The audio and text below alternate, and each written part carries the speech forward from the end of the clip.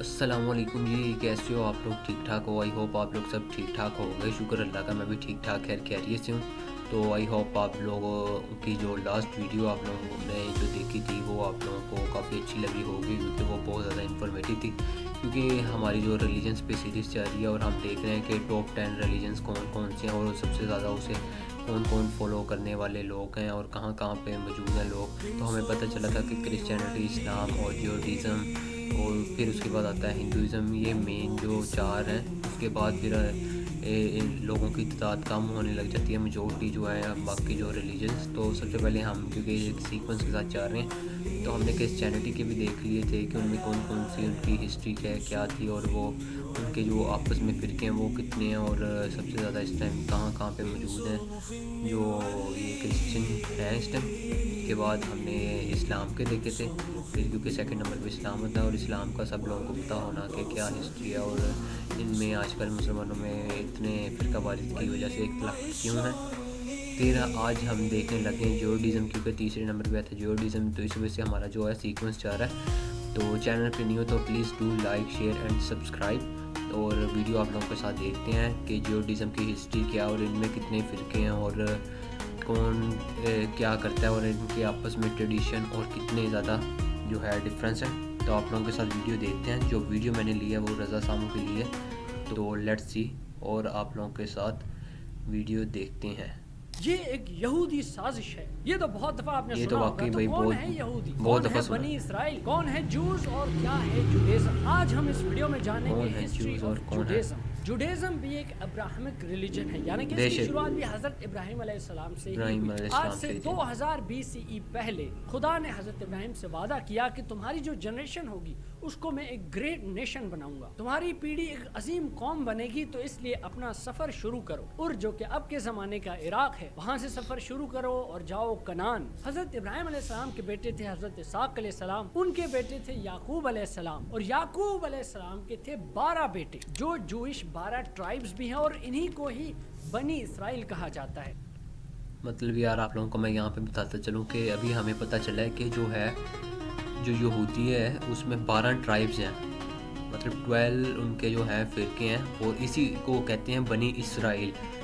तो ये आज बात पता चली है क्योंकि हमें इससे पहले नहीं था पता कि जो यहूदी हैं कितने किस्म के हैं और ये कहाँ कहाँ पे मौजूद है और क्या क्योंकि है। याकूब का दूसरा नाम इसराइल भी था, यानी याकूब के बेटे इसराइल के बेटे बनी इसराइल। अब उन 12 बेटों में एक बेटे हजरत यूसुफ अलैहिस्सलाम भी थे, और वो मशहूर वाकया तो आपने सुना ही होगा कि हजरत यूसुफ के जो भाई थे वो उनसे बड़े जेलस हुआ करते थे। हजरत यूसुफ को उन्होंने कुएं में भी गिरा दिया था और एक मर्चेंट को सेल भी कर दिया था, और वो बाहर हजरत यूसुफ अलैहिस्सलाम को ले गए इजिप्ट ले गए थे। अब क्योंकि हजरत यूसुफ अलैहिस्सलाम कोई आम आदमी तो थे नहीं, उनके पास एक खुदा की तरफ से दिया गया मिरेकल था कि वो ख्वाबों की ताबीर भी करते थे। तो उन्होंने फिरौन की हुकूमत को बताया कि 7 साल ऐसे आएंगे जिसमें बड़ी खुशहाली होगी, लेकिन उसके बाद जो 7 साल आएंगे वो भूखमरी के होंगे, यानी कि बहुत बड़ा फेमीन आएगा। इसलिए उस दौर के फिरौन ने नेसेसरी इक़दाम उठा के अपनी कौम को उस भूखमरी से बचा लिया। लेकिन ये भूखमरी जब कनान पहुंची तो हजरत यूसुफ अलैहिस्सलाम के जो बाकी भाई थे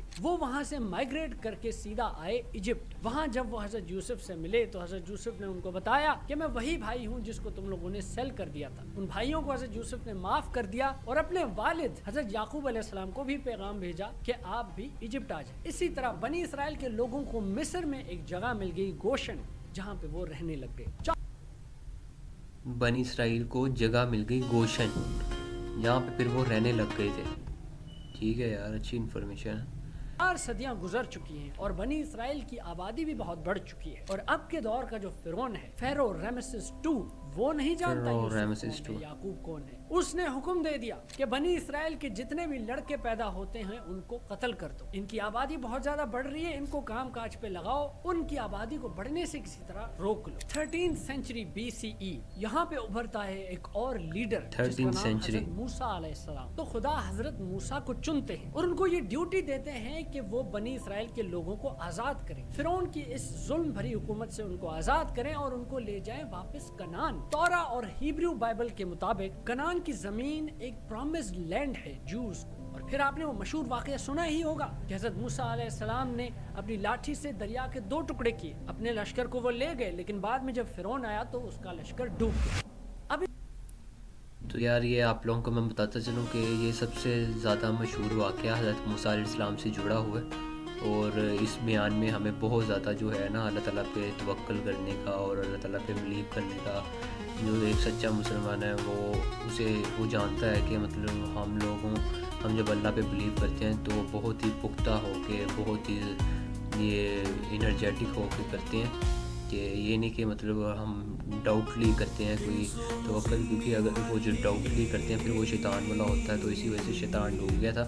لیکن حضرت موسیٰ علیہ السلام کو پتہ تھا کہ وہ جو اللہ تعالیٰ ہیں وہ ضرور ان کے لیے رستہ کھول دیں گے دریا سے گزرنے کا۔ تو اگر آپ لوگوں کو ویڈیو اچھی لگ رہی ہے تو please do like, share and subscribe. باقی ویڈیو آپ لوگوں کے ساتھ دیکھتے ہیں۔ اس سارے واقعے کو ایکسڈس کہتے ہیں۔ دوران سفر حضرت موسیٰ علیہ السلام ماؤنٹ سینائی پہ چڑھ جاتے ہیں، جس کو جبل طور بھی کہتے ہیں، اور وہاں پہ ان کو ملتی ہیں 10 کمانڈمنٹس، اور وہی جوش ریلیجن کے فنڈامنٹل لاز بنتے ہیں۔ موسیٰ کے لوگ 40 سال بیچ میں آئے ہوئے اس ریگستان پر رہتے ہیں۔ حضرت موسیٰ علیہ السلام اسی دوران اس دنیا سے چلے جاتے ہیں، لیکن ان کے سکسیسر جوشوا اس پوری قوم کو آخرکار کنعان لے کے آتے ہیں۔ کنعان آنے کے بعد وہ پہلا جو اپنا کنگ بناتے ہیں وہ ہے کنگ ڈیوڈ، جس کو حضرت داؤد علیہ السلام بھی کہا جاتا ہے، اور انہوں نے ہی یروشلم کو کیپٹل سٹی بنایا۔ حضرت داؤد علیہ السلام کے بعد جب ان کے بیٹے حضرت سلیمان علیہ السلام آئے تو 960 BCE میں انہوں نے پہلا ٹیمپل بنوایا۔ اب جوش لوگوں کی عبادت کی جو جگہ تھی وہ سینٹرلائزڈ ہو گئی، لیکن حضرت سلیمان بھی جب اس دنیا سے چلے گئے تو ان کے جانے کے بعد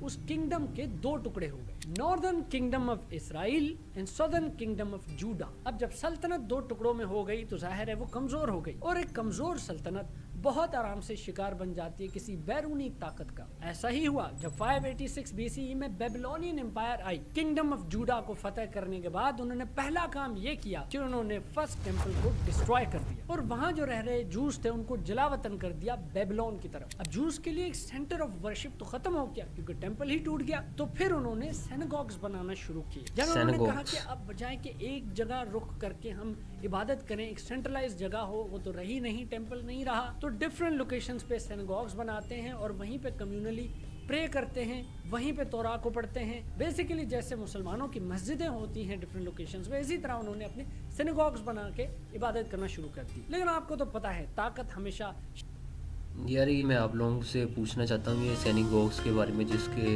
بارے میں یہ رضا صاحب بات کریں، مجھے سمجھ نہیں آئی، پلیز آپ لوگ کمنٹس میں اس کے بارے میں تھوڑا سا بتا دو گے مجھے، تو کیونکہ مجھے اس چیز کی سمجھ نہیں آئی، تو کمنٹس میں ضرور بتانا اس کے بارے میں، سینگوگز کے بارے میں۔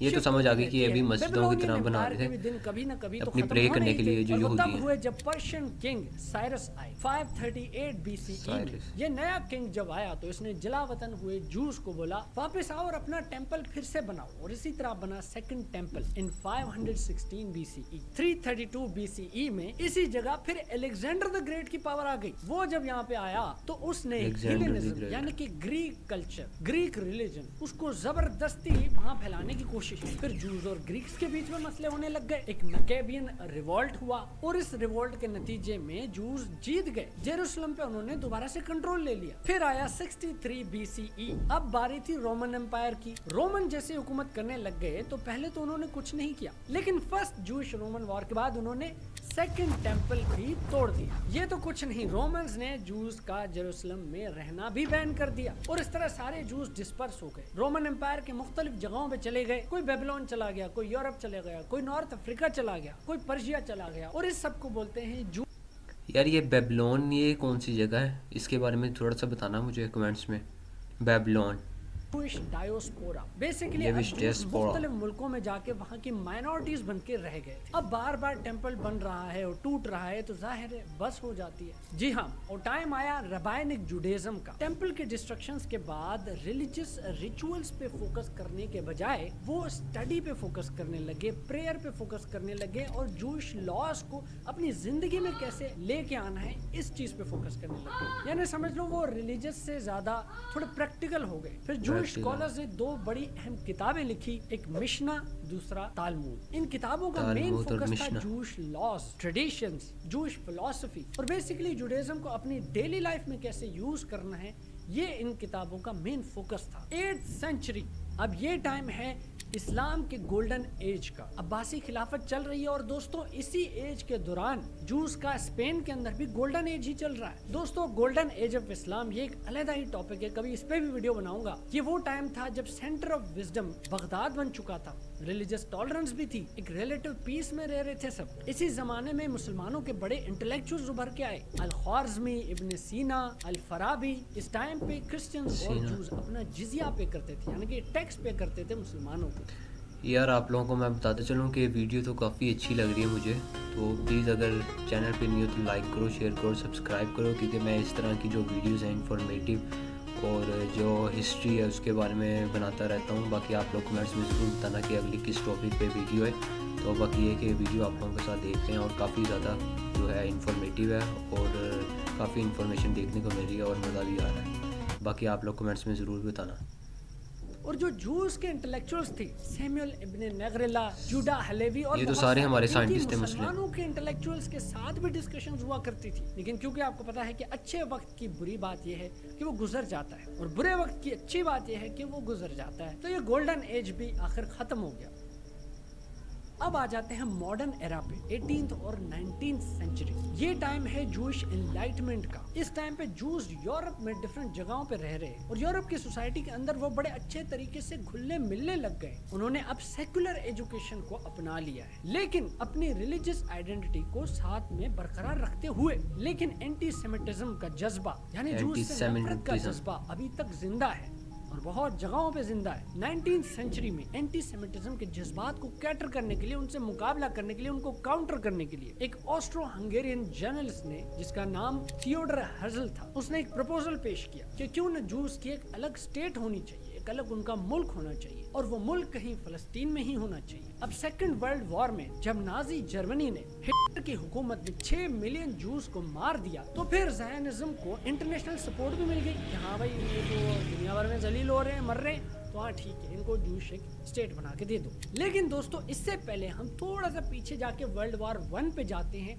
और ब्रिटिश की हराम टोपियों को जरा देख लेते हैं। 1915 से लेके 1916 के दरमियान ब्रिटिश अरबों से वादा करते हैं कि अगर आप हमारा साथ दें और ओटोमन एम्पायर के खिलाफ लड़ें तो हम आपको बहुत ज्यादा जमीनें देंगे। हाँ जी, कहाँ देंगे? यहीं कहीं फलस्तीन में। और कब देंगे, कितनी जमीनें देंगे, ये सब एक वेग प्रॉमिस था, जिसको बोलते हैं मैकमहन हुसैन कॉरेस्पॉन्डेंस। अच्छा जी, अब अरबों से वादा कर लिया कि तुम लोगों को जमीनें दे देंगे। ठीक 1 साल बाद 1917 में ये यहूदियों को भी यही बोलते हैं कि जी हाँ, आपकी तो बिल्कुल एक जूश स्टेट होनी चाहिए और यहीं कहीं फलस्तीन में ही होनी चाहिए। और उस वादे का नाम था the Balfour declaration. Point to be noted कि यहाँ पे जो पहले अरब रहते थे उनसे कंसल्ट नहीं किया गया। खैर भाई, कर खुरा के 1947 का टाइम आता है, ये लोग यूएन को बोलते हैं कि भाई एक नक्शा बना के दो, इनको यहाँ पे सेटल करना है। यूएन ने जो नक्शा बना के दिया उसके हिसाब से 55% जमीन जाती थी जूस को और 45% जमीन जाती थी अरबों को, वहाँ जो मुसलमान अरब थे। जाहिर है उन्होंने बोला भाई एक तो हमारी जमीन और वो भी हमें कम दे रहे हो और उनको ज्यादा दे रहे हो, ये तो नहीं होगा। और फिर हो गई जंगें शुरू। 1947 के उस नक्शे के बाद